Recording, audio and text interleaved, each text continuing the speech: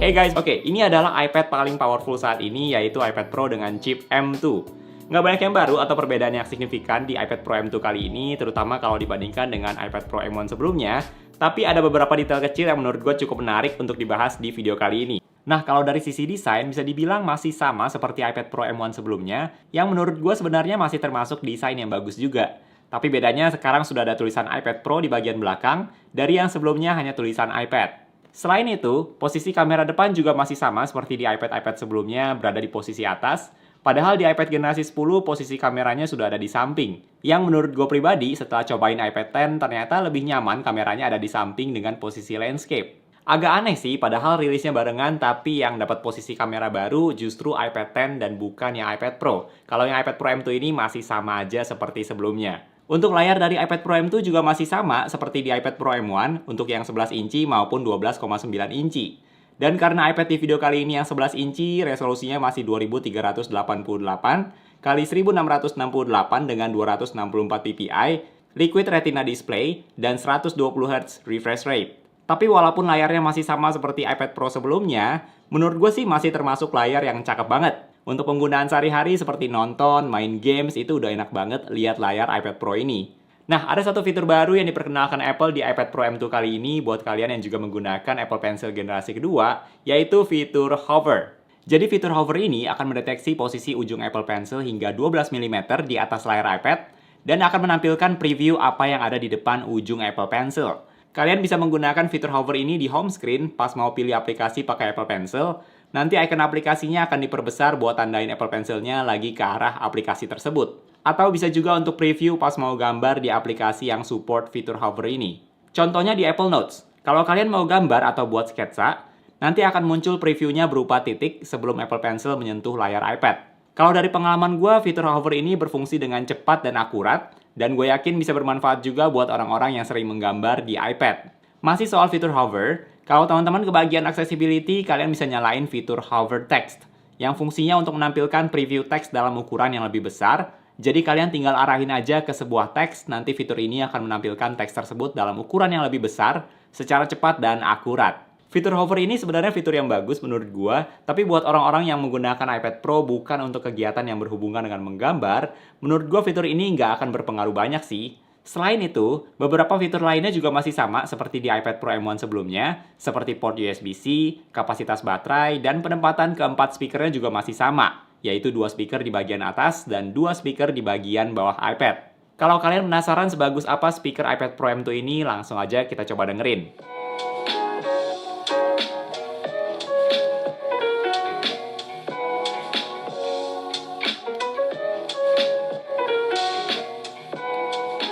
Dari pengalaman gue menggunakan iPad Pro M2 ini, daya tahan baterainya bisa awet seharian, bahkan bisa sampai 1,5 hari tergantung penggunaan juga. Selain itu, iPad Pro M2 ini juga support 5G dan Wi-Fi 6E, sehingga lebih future-proof. Untuk spesifikasi dari iPad Pro M2 ini ada sedikit peningkatan dibandingkan iPad Pro sebelumnya, dengan 8 core CPU, 10 core GPU, dari yang sebelumnya 8 core di iPad Pro M1, 16 core Neural Engine, dan RAM 8GB. Yang membedakan adalah sekarang iPad Pro menggunakan chip M2. Pas kemarin peluncuran iPad Pro M2 ini nggak ada presentasi dari Apple seperti biasa dalam format Apple Event, jadi kita bisa menduga ini pasti peningkatannya nggak akan signifikan nih, karena nggak dibuatin eventnya. Dan ternyata memang benar. Apple klaim peningkatan performa CPU di iPad Pro M2 ini hingga 15% lebih cepat, dan up to 35% untuk peningkatan GPU, jadi nggak ada angka yang sangat signifikan. Tapi jangan salah, iPad Pro M1 sendiri udah powerful sebenarnya. Dan di iPad Pro M2 ini versi yang lebih tinggi lagi. Dari hasil benchmark multi-core, angkanya bahkan bisa mencapai 8.000-an.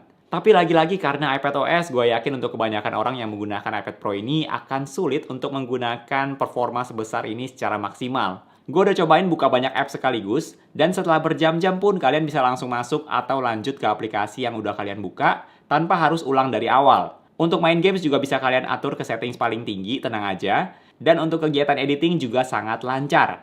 Jadi buat teman-teman yang sebelumnya menggunakan iPad Pro M1 dan merasa masih kurang powerful nih untuk pekerjaan kalian, di iPad Pro M2 kalian bisa mendapatkan performa yang lebih kencang lagi. Oh iya, kalau kalian perhatiin di iklannya iPad Pro M2, Apple kasih lihat ada aplikasi editing video DaVinci Resolve untuk iPad. Tapi sampai saat video ini dibuat, masih belum ada DaVinci Resolve yang versi untuk iPad, jadi belum bisa dites lebih lanjut. Tapi kabarnya akan dirilis nanti di akhir tahun 2022 dan ada yang versi gratis juga yang bisa kalian download di App Store nantinya.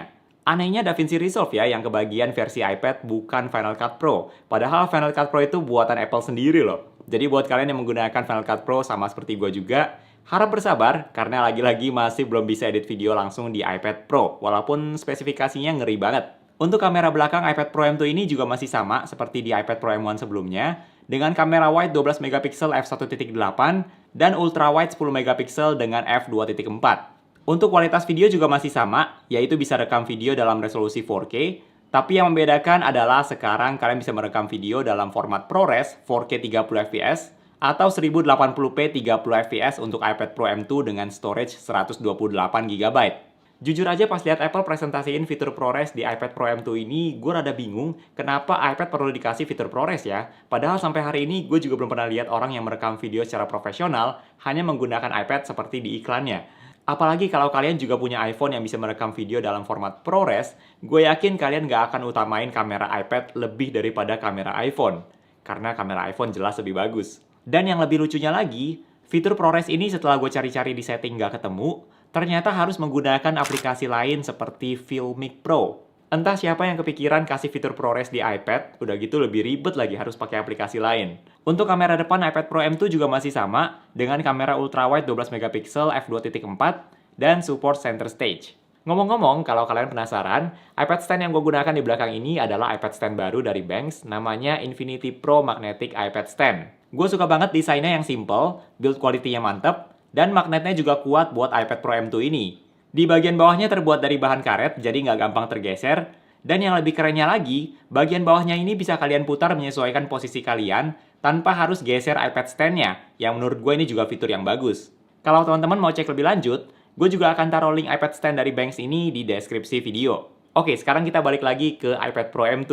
Untuk harga dari iPad Pro M2 ini masih sama seperti harga peluncuran iPad Pro M1, yaitu mulai dari $799 untuk yang 11 inci dan $1.099 untuk yang 12,9 inci. Menurut gue pribadi, tampaknya iPad Pro M2 ini jadi iPad baru yang perbedaannya paling sedikit ya dibandingkan dengan iPad baru lainnya. Bahkan seperti iPad 10 walaupun harganya naik cukup signifikan, tapi menurut gue lebih banyak yang baru dibandingkan iPad Pro M2 ini. Dan yang jadi pembeda di iPad Pro M2 kali ini menurut gue cuma fitur hover aja sih. Itu pun kalau kalian sering pakai iPad buat gambar secara profesional. Kalau fitur ProRes di iPad Pro M2 gue yakin nggak akan kepake, apalagi kalau kalian juga punya iPhone yang bisa shoot video dalam format ProRes. Tapi walaupun nggak banyak yang baru, yang namanya iPad Pro tetap menjadi tablet yang powerful. Dan gue yakin untuk kebanyakan orang, pasti iPad Pro M2 ini udah lebih dari cukup. Kalau menurut teman-teman gimana nih? Kalian lebih pilih langsung iPad Pro M2 atau lebih baik yang iPad Pro M1 aja? Yang gue yakin harganya pasti sedikit banyak sudah turun. Coba share di kolom komentar ya. Oke, itu dia review dari iPad paling kenceng saat ini, yaitu iPad Pro M2. Kalau kalian suka dengan video ini, boleh banget untuk klik tombol like, atau bisa juga dengan subscribe, supaya kita bisa ketemu lagi di video-video yang berikutnya. Bye!